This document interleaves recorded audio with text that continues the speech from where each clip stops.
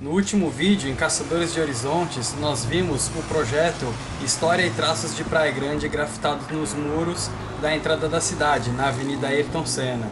Foi possível observar as primeiras imagens, uma índia dando de amamentar, representando os povos que aqui viviam, que foi extraída de um cartão postal. Vimos também a Ponte Pêncil, o rio Piaçabuçu, o Caminho do Rei e os primeiros loteamentos da cidade ali próximo ao Morro do Xixová.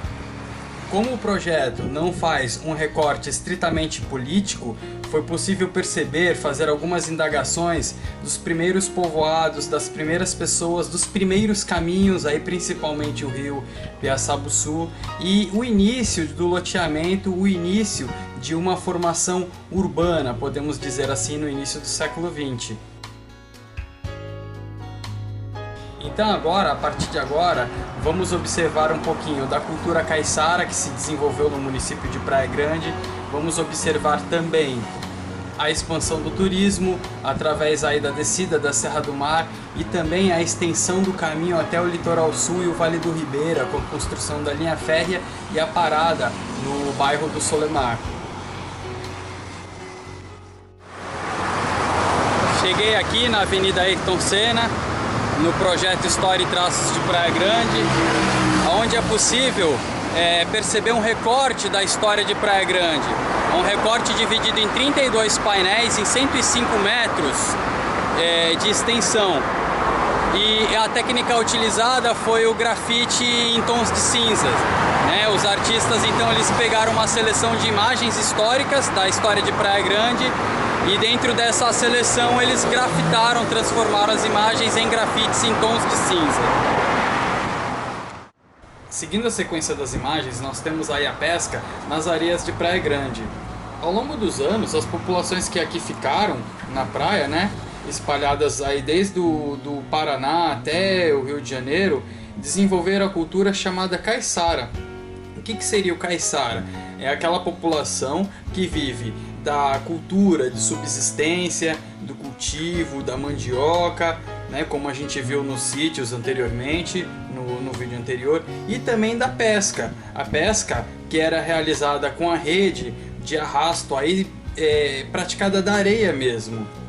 Com o tempo, com o passar dos anos, por volta da década de 40, 50, foram introduzidas embarcações para a realização da pesca e também a pesca de arrasto com a utilização de bois, de gado, como tração, aí, como força para puxar a rede para a terra. Essa é uma técnica, por exemplo, que já era utilizada em Portugal e acaba sendo transferida para cá, ou seja, vai havendo com o tempo um sincretismo cultural da cultura caiçara com outras técnicas. Uma dessas técnicas também que vai ser introduzida aqui é a técnica da tamanca. Essa tamanca, ela foi trazida pelos migrantes nordestinos que vêm para cá para trabalhar na construção civil. Migrantes esses que atuaram na construção do bairro Cidade Oceã. E traz a tamanca, que é uma espécie de jangada em miniatura, na qual o pescador adentrava cerca de 2 km em alto mar, armava a rede e no fim da tarde ele voltava lá para tirar o pescado. A próxima imagem é a parada do trem no bairro do Solemar. Essa parada faz parte da linha férrea Santos-Juquiá.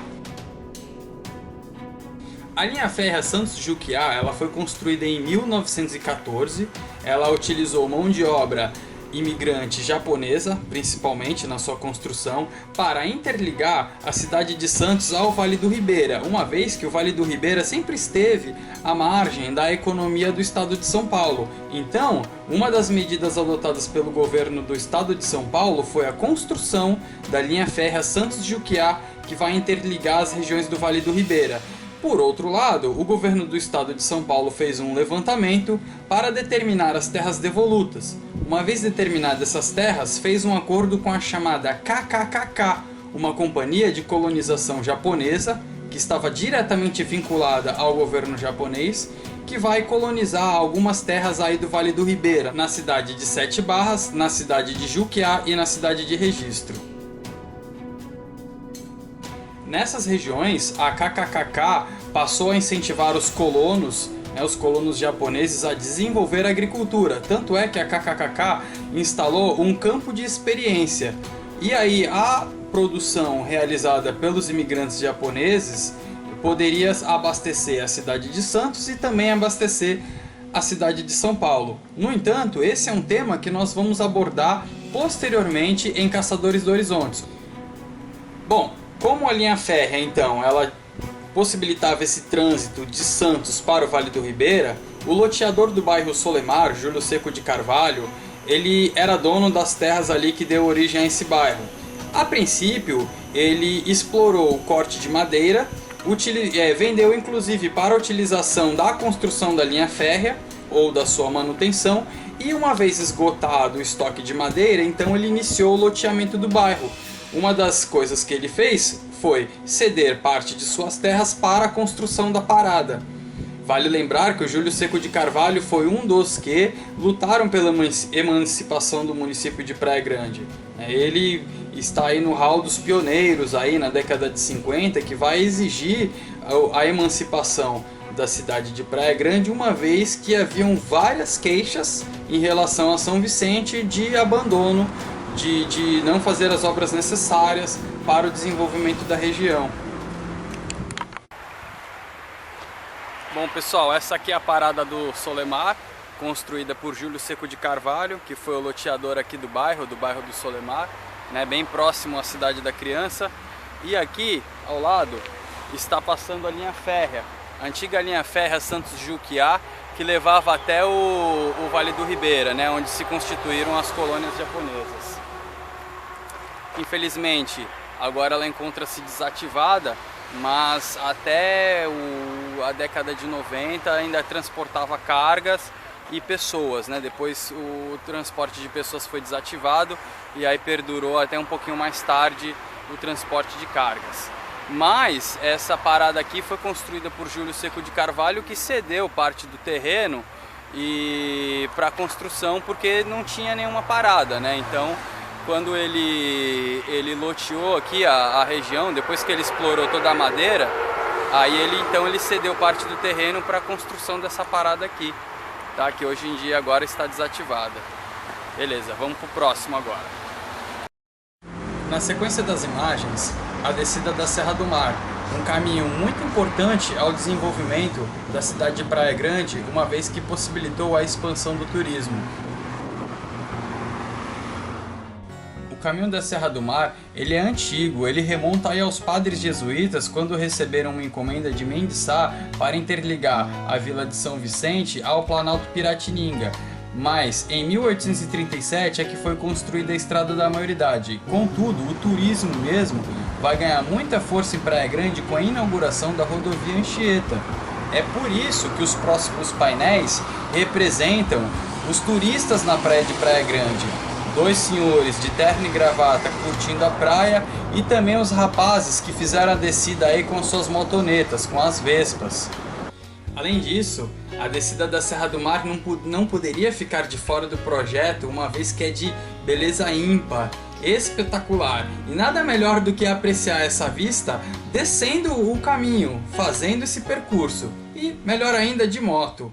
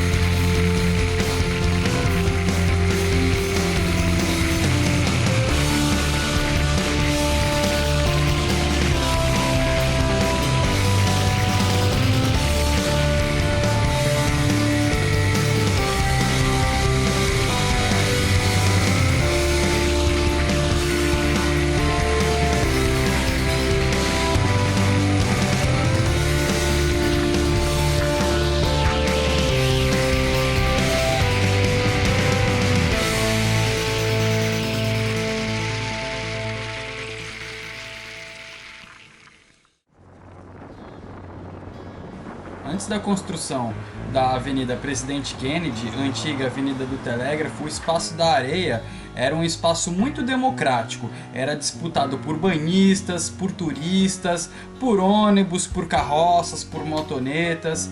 Os antigos moradores contam, através da história oral, que era muito comum os veículos atolarem e precisar da ajuda aí dos moradores locais que aproveitavam para ganhar um troquinho, a empurrar o veículo e a desatolar. Não à toa, vários ônibus acabaram atolando e com a subida da maré lá permaneceram até os dias atuais, que devem estar escondidos e enterrados aí nas areias de Praia Grande. Já o próximo painel diz respeito ao bairro do Campo da Aviação. O Campo da Aviação era um espaço utilizado pela Aeropostale para pouso e decolagem de aeronaves, isso na primeira metade do século XX.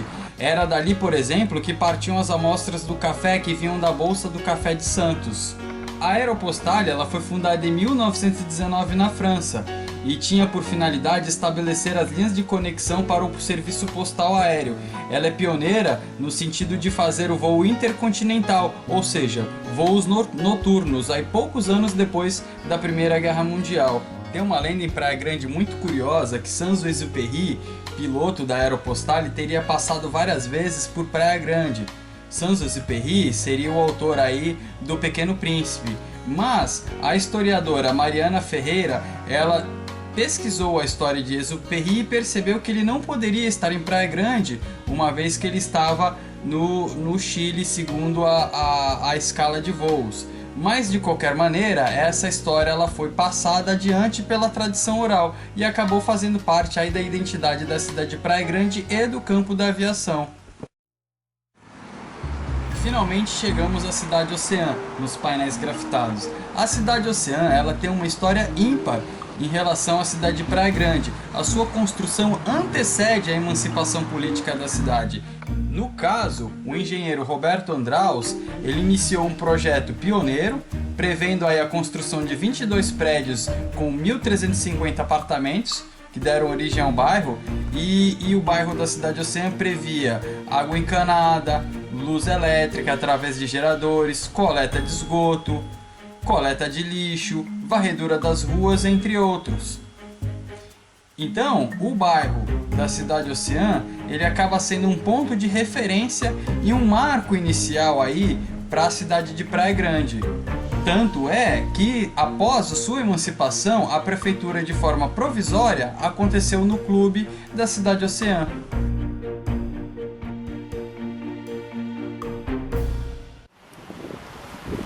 Bom, atrás de mim está aqui a estátua do Netuno, que foi inaugurado junto com o bairro em 1956. E é interessante que o bairro, a Cidade Oceã, ele foi inaugurado junto com essa estátua, né? Na verdade, ele é um bairro planejado, ele foi planejado pelo Dr. Andraus e ele era planejado, ele previu água, sistema de luz elétrica, numa época em que o entorno eram sítios, chácaras e que careciam desses serviços. Então o Dr. Andraus comprou o terreno, né, da antiga Dona Conceição, que era herdeira de escravos, comprou o terreno e deu início então à Cidade Oceã, que previu mais de 1.000 apartamentos, tinha sistema de luz elétrica, sistema de água encanada. Essa água vinha da caixa d'água, que infelizmente não existe mais, mas mesmo assim ainda está presente na memória dos antigos moradores da Cidade Oceã.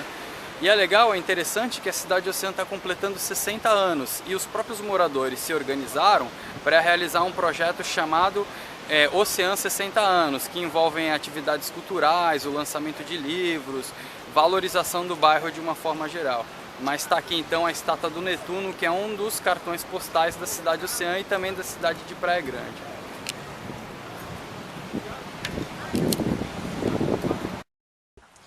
Os símbolos mais significativos da Cidade Oceã, sem dúvida, o Netuno, que seria o ponto de referência da praia, e a caixa d'água, o ponto de referência para quem chegava ou quem saía de Praia Grande, uma vez que era o ponto final do ônibus. Então, os turistas ou as pessoas que se dirigiam a Praia Grande normalmente procuravam para na caixa d'água, vai até a caixa d'água. Quando você ver a caixa d'água, já chegou em Praia Grande ou chegou à Cidade Oceã.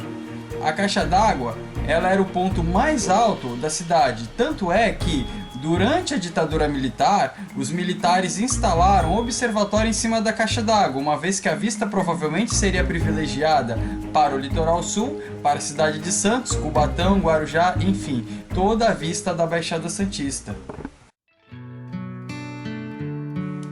Bom pessoal, Caçadores de Horizontes vai ficando por aqui mais uma vez. Espero que vocês tenham gostado de mais essa etapa do projeto História e Traços de Praia Grande e no próximo vídeo a continuação dos grafites. Vamos começar pela Capela Nossa Senhora da Guia, que foi restaurada pela historiadora Mônica Solange Rodrigues e Silva, que nos deu uma entrevista.